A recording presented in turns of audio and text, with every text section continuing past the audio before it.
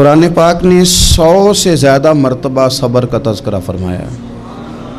اتنی بڑی بات کو سمجھیے گا کہ 100 سے زیادہ مرتبہ قرآن پاک نے تذکرہ کیا ہے صبر کا، اور مختلف انداز میں۔ کہیں فرمایا کہ وبشر الصابرین، اے محبوب صبر کرنے والوں کو خوشخبری سنا دیجیے۔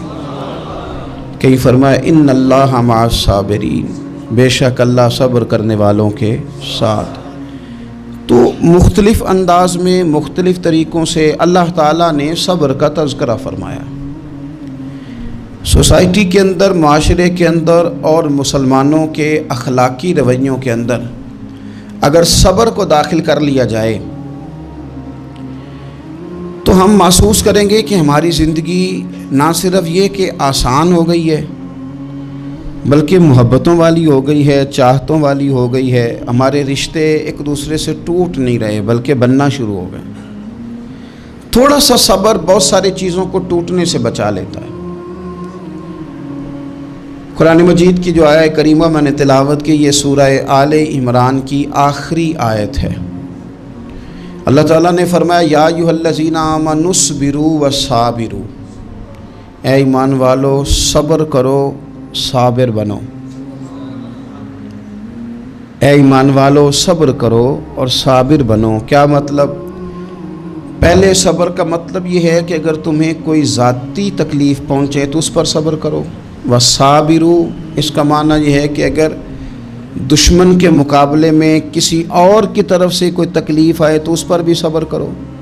پھر فرمایا ورابطوا، اور ہمیشہ کمر بستہ رہو، اسلامی سرحدوں کے پہرے دار رہو۔ واتقوا اللہ، اللہ سے ڈرتے رہو۔ لعلکم تفلحون، اس امید پر کہ اللہ تمہیں کامیابی عطا فرما دے، تم فلاح پا جاؤ۔ یا ایھا الذین آمنوا اصبروا وصابروا، اے ایمان والو صبر کرو اور صابر بنو۔ صبر کرو، صابر رہو، یعنی جو ذاتی تکلیف آئے اس پر بھی صبر کرو۔ اور مصابرہ کا معنی سامنے سے آنے والی تکلیف، اگر بیماری آ گئی، کوئی پریشانی آ گئی، کہیں کوئی اپنا دنیا سے چلا گیا تو یہ ذاتی تکلیف ہے، اس پر بھی صبر کرنا۔ اور اگر اپنوں نے، بیگانوں نے کوئی تکلیف پہنچا دی، کوئی اذیت دے دی، وہ اذیت کئی صورتوں میں ہو سکتی ہے۔ تانا بھی ایک اذیت ہے، طنز بھی ایک اذیت ہے، کسی شخص کے بارے میں غلط کلمہ کہنا بھی ایک اذیت ہے، اور مقابلے میں کھڑے ہو جانا، لڑائی کرنا، یہ بھی ایک اذیت ہے۔ اس پر بھی صبر کرو۔ ورابطوا، اور اس طرح کرو کہ کمر بستہ رہو، جد و جہد کرتے رہو۔ واتقوا اللہ، اللہ سے ڈرو۔ لعلکم تفلحون، تاکہ تم کامیاب ہو جاؤ۔ صبر جب آپ کرتے ہیں نا اور صبر کا ارادہ کرتے ہیں تو اللہ تعالیٰ صبر کی توفیق بھی عطا فرماتا ہے۔ ہم نے یہ دیکھا ہے کہ ہمارے پاس نعمتوں کی کمی نہیں، ہمارے فریزر خوراک سے بھرے ہوئے ہیں، ہمارے دسترخوانوں پہ انواع و اقسام کی چیزیں چنی ہوئی ہیں، ہماری الماریوں میں کئی ہمارے لباس تیار شدہ لٹکے ہوئے ہیں، ہماری جیبوں میں ہماری ضرورت کا سرمایہ اللہ نے ہمیں دے دیا ہے۔ لیکن اس کے باوجود جو لوگ ایک دوسرے سے پیار نہیں کر پا رہے، جو ایک دوسرے کے قریب نہیں جا پا رہے، تو اس کی وجہ یہ ہے کہ صبر نہیں رہا، حوصلہ نہیں رہا، کسی چیز کو برداشت کرنا ہمارے مزاج کا حصہ ہی نہیں رہا۔ اور پھر چونکہ امت مسلمہ نے انقلاب برپا کرنا تھا، دنیا کو پیغام حق دینا تھا، اگر ان کے اندر حوصلہ ہی نہیں ہوگا، اگر انہیں صبر ہی نہیں کرنا آئے گا، استقامت ہی نہیں ہوگی، کہیں رکنا ہی نہیں آئے گا، تو یہ میدانوں کو سر کیسے کریں گے؟ کامیابیاں کیسے ان کا مقدر بنے گی؟ رمضان المبارک میں بھی ماحول یہ ہو کہ افطاری سے 1 گھنٹہ پہلے نظر پوری ٹک جائے گھڑی پہ، اور تھوڑا سا بھی صبر مشکل ہو۔ اور رمضان المبارک میں سحری کے وقت میں اگر دہی والی دکان پہ بھی جھگڑا ہی ہو رہا ہو، اور شام کو سامان خریدنے میں بھی اگر بحث ہی ہو رہی ہو، تکرار ہو، جھگڑا ہو، تو پھر سیکھا کیا؟ پھر وہ جو ہمیں تربیت دی جا رہی تھی کہ ہم نے صبر کرنا ہے، تو پھر ہم نے اس میں حاصل کیا کیا؟ حدیث پاک سنیں گے، آپ کی طبیعت بڑی ٹھنڈی ہوگی۔ میرے نبی پاک صلی اللہ تعالیٰ علیہ وسلم ارشاد فرماتے ہیں کہ جو بندہ سوال سے بچنا چاہے گا، ارادہ کرے گا اللہ میں نے کسی سے نہیں مانگنا. فرمایا جو سوال سے بچنا چاہے گا رب اسے سوال سے بچا لے گا. اور جو لوگوں سے بے نیاز ہونا چاہے گا کہے گا یا اللہ مجھے دنیا داروں کا محتاج نہ بنا، اپنی بارگاہ سے عطا فرما. جو لوگوں سے بے نیاز ہونا چاہے گا اللہ لوگوں سے بے نیاز کر دے گا. اور فرمایا جو صبر کا ارادہ کرے گا اللہ اسے صبر کی توفیق بھی عطا فرما دے گا. ارادہ تو کرے، پروگرام تو بنائے، توفیق تو اللہ دے گا. جو صبر کا ارادہ کرے گا اللہ صبر کی توفیق بھی عطا کر دے گا. اور حضور صلی اللہ تعالیٰ علیہ وسلم فرمانے لگے یاد رکھو کسی بندے کو جو بہترین تحفہ دیا گیا ہے نا، اگر کسی کو کوئی بہترین عطیہ ملا ہے تو پھر اللہ تعالیٰ نے اسے صبر عطا فرمایا ہے. یہ بہترین تحفہ ہے، اس سے زندگی سنور جاتی ہے، اس سے انسان باوقار اور مطمئن ہو جاتا ہے، اس سے اس کے شب و روز آسانی سے بیتتے ہیں، وہ دنیا کی پگڈنڈیوں سے آسانی سے گزر کے اللہ کی بارگاہ عالی مرتبت میں سرخرو ہو کر حاضر ہو جاتا ہے. لیکن اگر بے حوصلہ ہو، صبر نہ ہو، پھر نقصان روز بروز بڑھتا ہے. اور پھر میرے رسول پاک صلی اللہ تعالیٰ علیہ وسلم ارشاد فرماتے ہیں کہ اصل بات یہ ہے کہ اللہ تعالیٰ نہ کسی بندے کا درجہ بلند کرنے کا ارادہ فرماتا ہے، لیکن اس کے اعمال اس طرح کے نہیں ہوتے کہ اس کا درجہ بلند کیا جائے. اب رب کیا کرتا ہے، اللہ تعالیٰ اس کو مال کی، جان کی، اولاد کی کسی مشکل میں ڈال دیتا ہے. اس مصیبت پر وہ بندہ صبر کرتا ہے تو اللہ تعالیٰ اس کا درجہ بلند فرما دیتا ہے. اعمال اس قابل نہیں تھے کہ درجات بلند ہوں، وہ اعمال کی بنیاد پر نہیں کر سکتا تھا تو اللہ نے کسی مشکل میں ڈال کے نا اپنے فضل سے درجہ بلند کر دیا. اب جو راہ طریقت کا مسافر تھا، جو سلوک کی منازل طے کر رہا تھا، جو اللہ رسول کے قریب جانے چاہ رہا تھا، اس کے لیے کتنی آسانی ہو گئی کہ مجاہدہ تو زیادہ نہ کر سکا، کثرت سے نفلی صوم و صلات کا بندوبست تو نہ کر سکا، تھوڑا سا صبر کیا، رب نے اپنا اور اپنے محبوب کا قرب عطا فرما دیا. تو یہ تو آپ صبر کرنے کے لیے جب نکلے ہیں تو آپ نے تو رب رسول کو پا لیا. یہ صبر تو وہ والا سفر ہے جس کی جو منزل ہے وہ اللہ رسول کا قرب ہے. تو ہم لوگ تھوڑی تھوڑی باتوں میں حوصلہ ہار جاتے ہیں، صبر چھوڑ جاتے ہیں، پریشانی بڑھ جاتی ہے. پتہ نہیں ایسے محسوس ہوتا ہے کہ جیسے یہی بندہ دنیا کا سب سے دکھی بندہ ہے. تو ایک تو یہ کہ ذاتی حیثیت سے صبر کرے، ایک یہ کہ پھر دشمن کا جب مقابلہ ہو، آمن نصبرو و صابرو، آپ کا جب مقابلہ سامنے کسی کے ساتھ ہو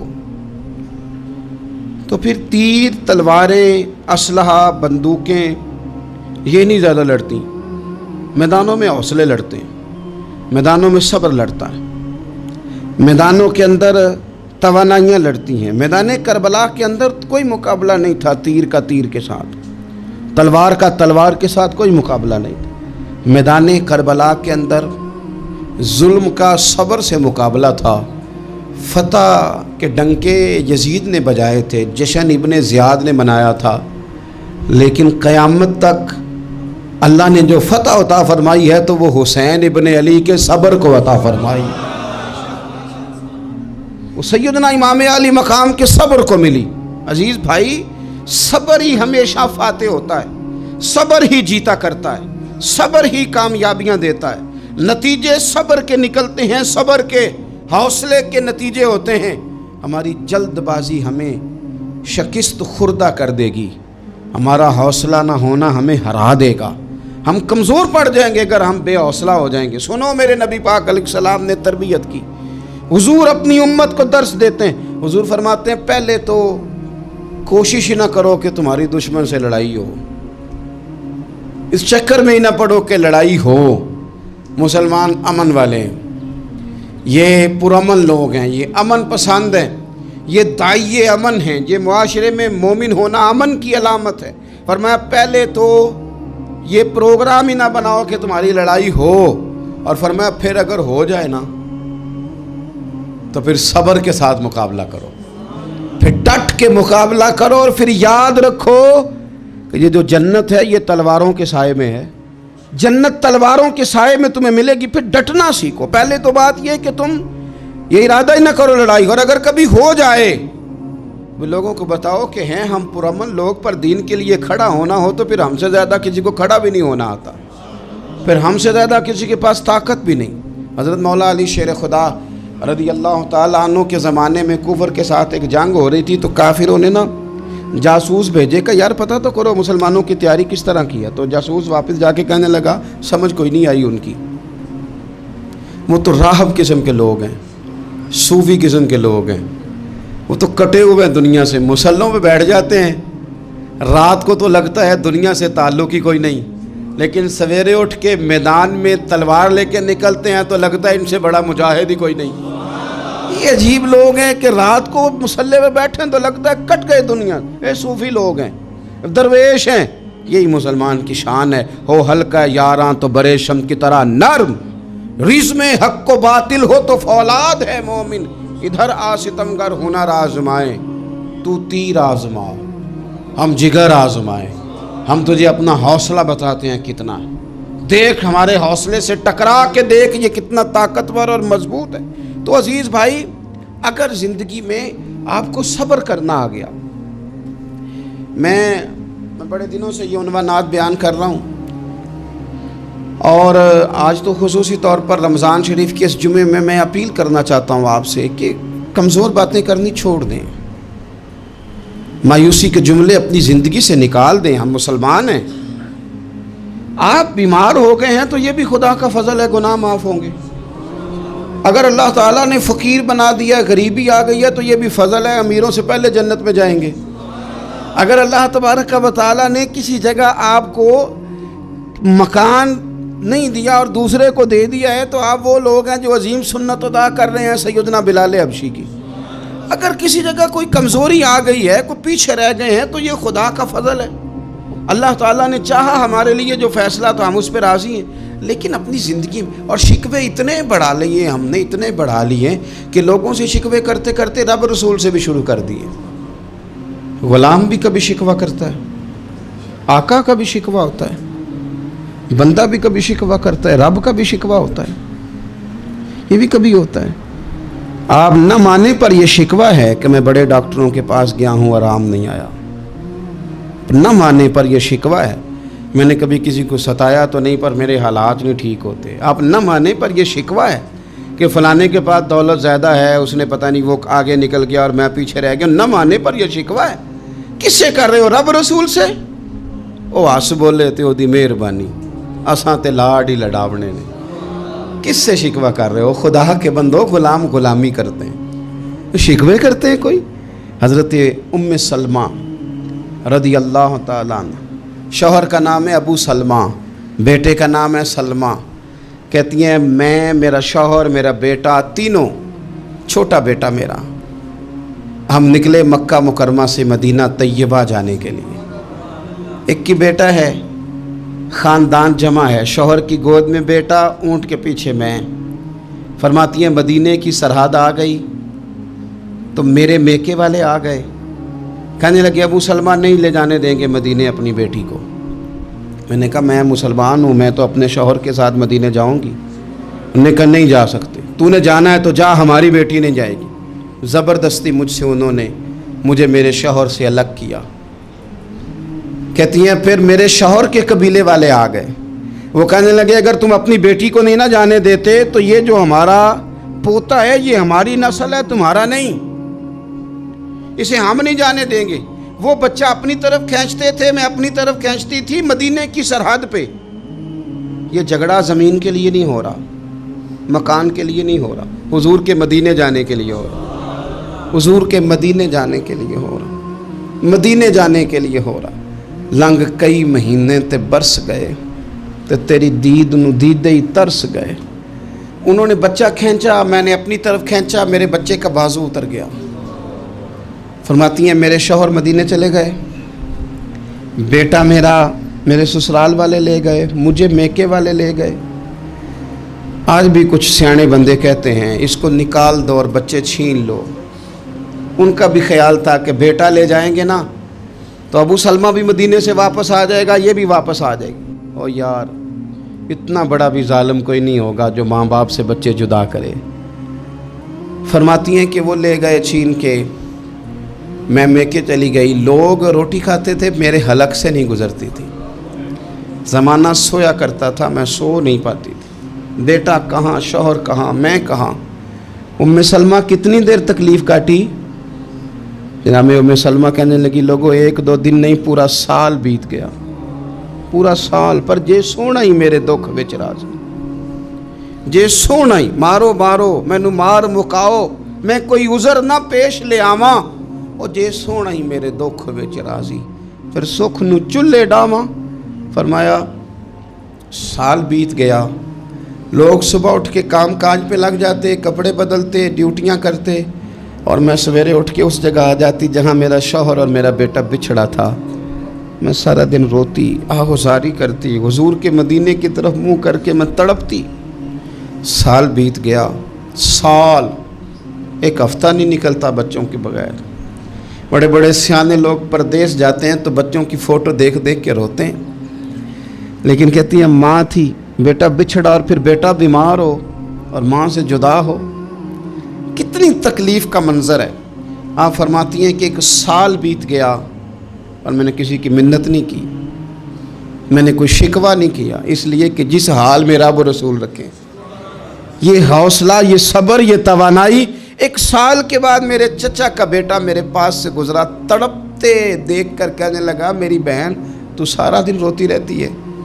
तो मैंने कहा भाई तुम्हें क्या बताऊं, इसका शौहर चला जाए, बेटा जुदा हो जाए, वो क्या करेगी। फरमाते उसने जाके मेरे बाप से, अपने वाली से, मेरे ख़ानदान वालों से कहा इसकी सज़ा कब ख़त्म होगी। इस गरीबनी का कसूर ये है कि ये मदीने वाले का कलमा पढ़ती है, इसकी गलती ये है कि ये मुसलमान हो गई है, दीन हक कबूल कर लिया, क्यों नहीं तुम ख्याल करते।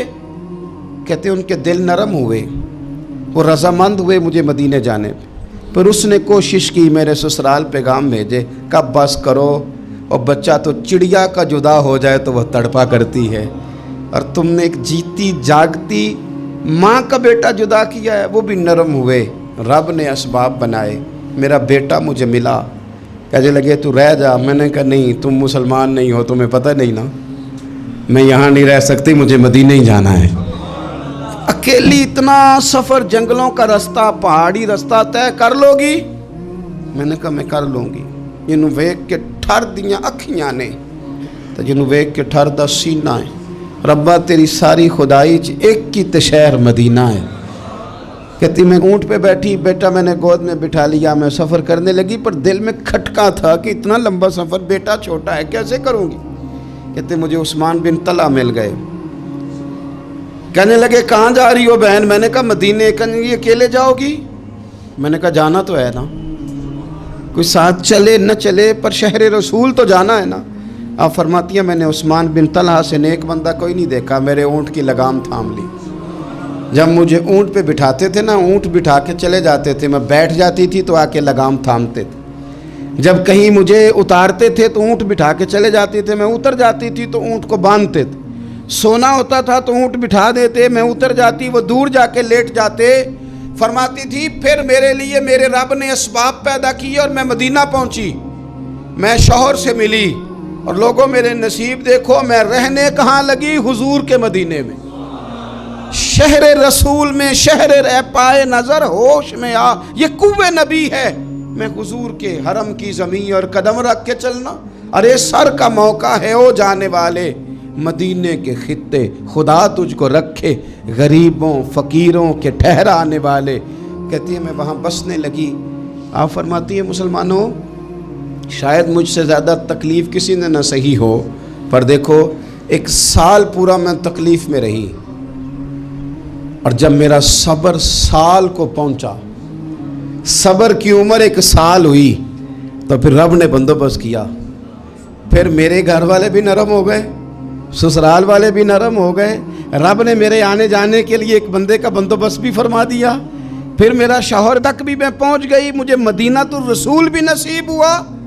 1 साल मैंने सब्र किया था, रब ने मुझे मुस्तकिल मदीने का ठिकाना अता फरमा दिया।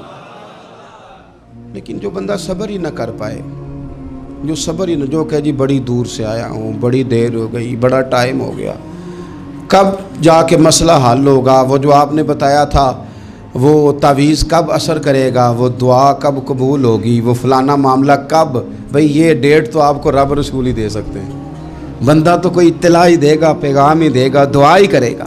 اگر زندگی میں حوصلہ ہی نہیں ہوگا، اگر آپ کو یہ قرار ہی نہیں آئے گا، ٹھہرنا ہی نہیں آئے گا کسی میدان میں۔ دیکھیں کچھ ایسی اذیتیں ہوتی ہیں جو اذیت ناک ہوتی ہیں، لیکن اگر غلامی میں آ جائے نا آپ تو وہ اذیت ناک نہیں ہوتی، اس چبھن میں مزہ آنے لگتا ہے۔ کئی درد بھی مزیدار ہوتے ہیں، کئی درد بھی، کبھی زخم ٹھیک ہونے پہ آ جائے نا تو اسے چھیڑو تو مزہ آتا ہے، اس لیے کہ کچھ درد بھی مزیدار ہوتے ہیں۔ آتش سے کسی نے کہا تو روتا بڑا ہے، اس نے کہا محبوب کی یاد میں تڑپتا ہوں، ابھی تو ایک دل ہے، میرے تو خواہش تھی کبھی دو ہوتے نا تو صحیح کر کے تڑپتا۔ رب نے دل ایک بنایا، کہتا وہ مزہ دیا ہے تڑپ نے کہ میری آرزو ہے یا رب میرے دونوں پہلوؤں میں دل بے قرار ہوتا۔ درد میں بھی مزہ ہے، پر شرط یہ ہے کہ لوگ درد میں بھی جینا سیکھیں۔ ہم نہ آرام میں جینا چاہتے ہیں، پنکھے کے نیچے جینا چاہتے ہیں۔ کاش کہ ہمیں صحرا میں بھی نیند کا مزہ لینے کا طریقہ آئے، پھر زندگی کے سارے راستے آسان ہیں، پھر اقرا بھی مشکل نہیں۔ لیکن چونکہ حوصلہ نہیں، صبر نہیں، وہ والا قرار نہیں جو ایک مسلمان سے رب رسول کا مطالبہ ہے۔ حدیبیہ کے موقع پہ نا نبی پاک صلی اللہ علیہ وسلم نے جو شرطیں کافروں کے ساتھ طے کی تھی نا، حضور نے نور بصیرت سے کی تھی نا، تو انہی شرطوں نے پھر فتح کے باب کھول دیے۔ ان فتحنا لک فتحا مبینا۔ ایک شرط یہ تھی کہ اگر کوئی مسلمان مدینے سے مکے آئے گا تو مکے والے واپس نہیں کریں گے، رکھ لیں گے۔ پھر غور کریں، کوئی مسلمان اگر مدینے سے مکے آئے گا تو مکے والے واپس نہیں کریں گے، اور اگر کوئی بندہ مسلمان اپنے آقا کی مرضی کے بغیر مسلمان ہو جائے اور وہاں سے وہ مدینے آئے گا تو حضور پناہ نہیں دیں گے۔ تو میرے بھائی، محبوب کی طرف سے آنے والا نہ صرف سوکھ ہی نہیں قبول کرنا چاہیے، دکھ بھی قبول کرنا چاہیے، دکھ بھی قبول کرنا چاہیے۔ ہمارا یہ مسئلہ ہے کہ ہم نہ میٹھی میٹھی کے قائل ہیں، کڑوی کڑوی کے قائل نہیں۔ اگر وہ کبھی دکھ دے نا تو محبوب کا دکھ بھی سکھ سمجھ کے قبول کرو۔ ہاں اس کی طرف سے کانٹا ہے کبھی تو اسے پھول سمجھ کے قبول کرو، وہ چبھے گا نہیں، انشاءاللہ مزہ ہی دے گا، وہ قبول تو کرو نا۔ تو اب حضرت ابو بصیر رضی اللہ تعالیٰ عنہ ایک صحابی تھے، ایک تو حضرت ابو جندل رضی اللہ تعالیٰ عنہ تھے نا، تو وہ تو حدیبیہ میں آ گئے، حضور مجھے لے جائیں، تو نبی پاک نے فرمایا میں نے وعدہ کر لیا ہے، ان کو بھی حضور نے واپس بھیج دیا۔ اور یہ بیچارے نا اپنے آقا کی جیل توڑ کے مکے سے بھاگ کے مدینے آئے۔ یا رسول اللہ مجھے قبول کر لے، میں بھاگ آیا ہوں، وہ بڑا ظلم کرتے ہیں، مارتے ہیں، تکلیف دیتے ہیں۔ وہ آئے تو ادھر سے نا اس کے مالک نے ایک دو بندے بھی بھیج دیے رکا دے کے کہ یا رسول اللہ آپ کا تو وعدہ تھا کہ آپ بندہ رکھیں گے نہیں۔ یہ آئے اور رکا بھی آ گیا۔ اب ذرا منظر کو سمجھے۔ ہمارا تو یہ مسئلہ ہے کہ کہتے ہیں کہ میری 99 باتیں مانی ہیں، ایک نہیں مانی، لہذا میرا تعلق ہی کوئی نہیں۔ لیکن یہاں کیا کیفیت ہے؟ بندہ رو رہا ہے، تڑپ رہا ہے، حضور میں مار سے بچتا ہوا آیا ہوں، جیل توڑ کے آیا ہوں، مجھے قبول کر لیں۔ ادھر رکا آ گیا کہ آپ کا وعدہ تھا رکھیں گے نہیں۔ اب یہ کتنا مشکل مسئلہ ہے، لیکن رسول پاک علیہ الصلاۃ والسلام نے فرمایا ابو بصیر میں نے وعدہ کیا یار تجھے واپس جانا پڑے گا۔ اوئے ہوئے ہوئے، لوگ تو کہتے ہیں نا کہ وہ پیر صاحب نے کہا تھا تو میرا کام نہیں ہوا، لہذا میری بیعت ہی گئی، چھٹی ہو گئی، ماحول ہی بڑا عجیب ہے۔ حضور نے فرمایا واپس جا، لیکن جے کر یار دے نام دا ملے مینا، پھر انہوں چولی پا لئیے مینے نو پنجے سٹیے نہ، جے کر یار دے نام دا، سامنے والے نے تانا سمجھ کے دیا تھا پر یار کے نام کا تھا نا، اس نے کہا لا صحیح، سونے کے نام کا ہے نا، تانا ہوا تو کیا ہوا۔